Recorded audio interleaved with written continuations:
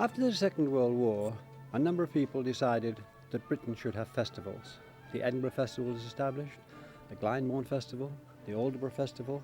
The idea of bringing Britain alive through celebrating the arts was extremely important then. Sir Nicholas Seckers, who founded Rosehill, was a remarkable man.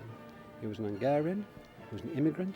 He founded the great silk mills of West Cumbria, a beautiful silk which went all over the world, and he wanted a theatre based on Glyndebourne, although a little bit smaller. He believed also in the connection between commerce and culture, that the one should feed the other, which he certainly did, because from the silk mills he built up Rosehill as a serious contender on the festival circuit.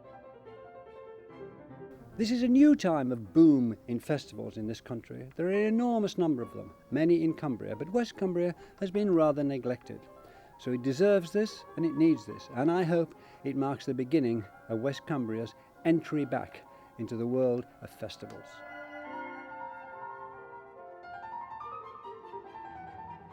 I always wanted to have a theatre. I wanted to be a producer, a director when I was young, which my father didn't agree. So that was the idea which I cherished ever since. Then, as you know, in Whitehaven down it's a harbour, we had this delightful music hall. And one day I noticed being pulled down. I bought the interior for very little, put it up in our stables. And I waited until I thought I'd get money to put it up there. And finally, we decided we do it. A lot of things had to be recreated. It's been recreated by Oliver Messel, but basically still has been based on the old music halls. But people who have to live in Cumberland 11 months a year and have 3 weeks holiday, they have very little chance to hear a good concert, a good theatre, a good lecture at a standard which is available in London, the big cities, or the festivals in Edinburgh, Bath, Aldborough. So I thought it would be very good if we bring art to the people, instead of people have to travel to find it. Nicholas Seckers came from Hungary. He was born in Sopron in Hungary, in a family that was very much involved with the textile industry.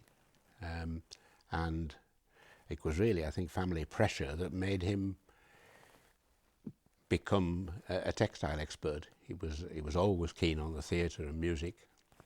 Left to himself, I'm sure he'd have studied art and drama, music, rather than textiles. But he decided in 1937 that he would take advantage of offers that the British government were making for setting up industries in distressed areas, such as West Cumberland, and would come and set up a textile industry in Whitehaven.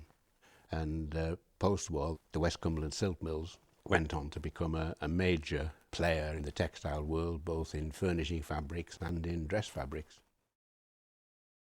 So Nicholas was dynamic. He was an absolutely, well, he was a genius really. And everything he thought about, he thought big. You know, he came into the West Coast, drab little town of Whitehaven as it was then, and really brightened us up. And people came from all over the place because he had such a draw, and his concerts and the calibre of his artists that he chose was so terrific. I used to sit behind him in the gods in the theatre, and he would sit on the front row on the right-hand side, and he wore lots and lots and lots of rings, big, heavy, chunky rings.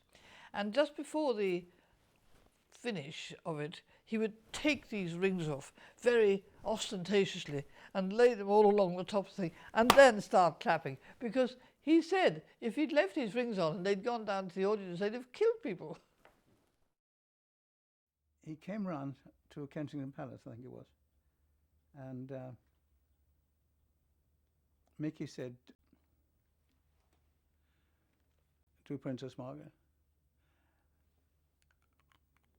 "Ma'am, yeah, Aggie and I would so like it if you came to have a drink at Hyde Walk." And he did talk like that, and it was wonderful. And I'm afraid I used to imitate him. And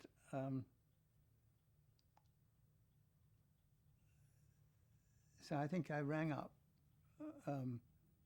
Princess Margaret as Mickey and said, Mum, dear, I would so like it if you and Tony came to Harriet Walk for lunch on one day. And Princess Margaret was frightfully polite, you know, and thinking it was him. And then roared with laughter, and because it was just me on the telephone, and she was very annoyed. A few minutes later, Mickey Seckers rang up Princess Margaret, and he said, Mum, dear, I would so like it if you come to Harriet Walk for lunch on one day. Said, Tony, it wasn't very funny the first time. I'm sorry, Mum. Look, I told you, it wasn't very funny the first time. Could you please not do it anymore? And so she and Mickey then had this frightful row together. At the beginning, I must say that when I met him first, I was a little afraid of him. But when he was so warm with me and so hard, so warm-hearted, and I felt that it's almost, I felt like he could have been my father. And it's an important, in my life, it's a very important thing to say, because I lost my parents in the war. So I grew up from the age of 7 without a father. And for long times, I was always looking for a father figure, until I had my children. And then suddenly I realized that I'm the father. So that's changed my life a little bit. But Mickey really was a very, very strong father figure to me.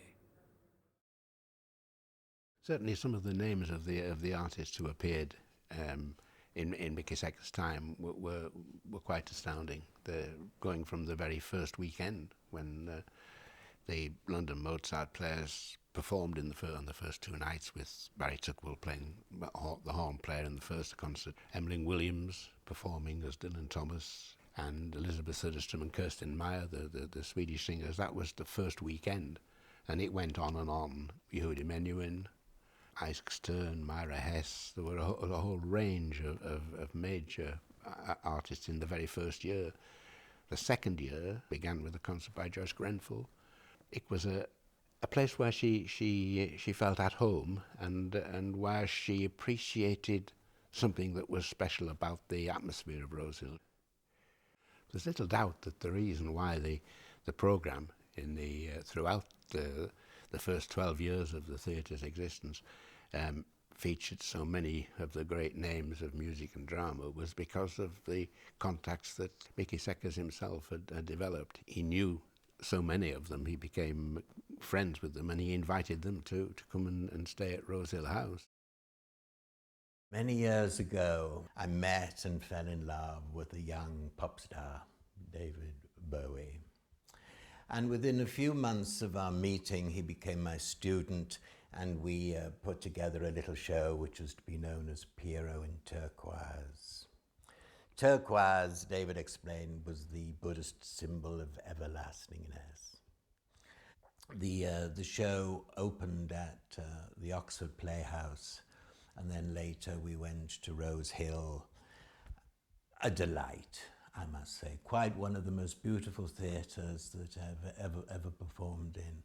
An idyllic time we had there, and enjoyed, wonderful hospitality from Sir Nicholas and Lady Seckers in their beautiful house. Oh, it was wonderful.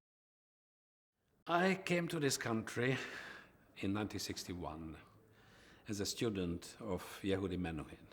At that time, I had really not a proper instrument. I had a violin, of course, but not really made by a master. And Mickey helped me to buy my first real violin, which was a Guadagnini from 1740. And which was a really wonderful help for a young artist who needs to have a proper instrument. I played quite a few times in Rosehill Theatre, mainly recitals with piano, with cello, with piano trios. And then Mickey decided that he wanted to help my career really in the big way. And what he did, and that was a great thing of him, that he engaged the London Mozart players, and he persuaded Sir George Scholti, who was at that time the music director of the Covent Garden. He knew Scholti well. And he thought that it would be a very, very good introduction for me to meet Scholti. And I made my debut with Scholti at the Rosehill Theatre, playing 2 Mozart concertos. Nicholas was a man of great taste. I remember him examining the scenery very carefully. He really had a connoisseur, well, an artist's eye for everything. No, he was the catalyst. He brought the whole thing together. He was the kind of the artistic director of it all.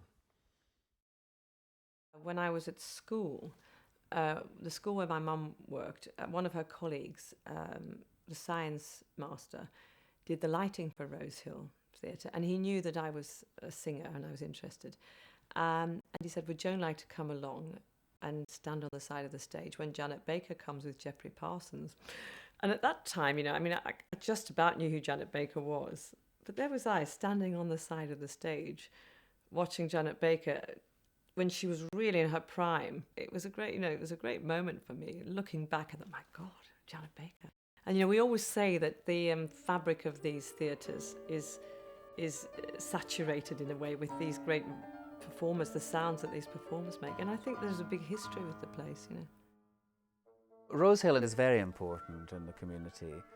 I think people have a great regard for the theatre, and I think are keen that it returns to the levels of quality and excellence that it's had in the past. And it's important in making sure that they're not disappointed, that it has a strong core, a strong purpose, strong vision, strong set of values, which it did from the day it was created. It needs to have a full range of facilities, good bars, good food, good entertainment, a place in which people can come and make merry, and a place in which people can come and simply enjoy themselves. I'm very excited that Rosehill's going to start again because it's what I achieved for in my life. All I've really tried to do is try to improve the quality in arts. So I hope we will be looking forward to a rosy future at Rosehill.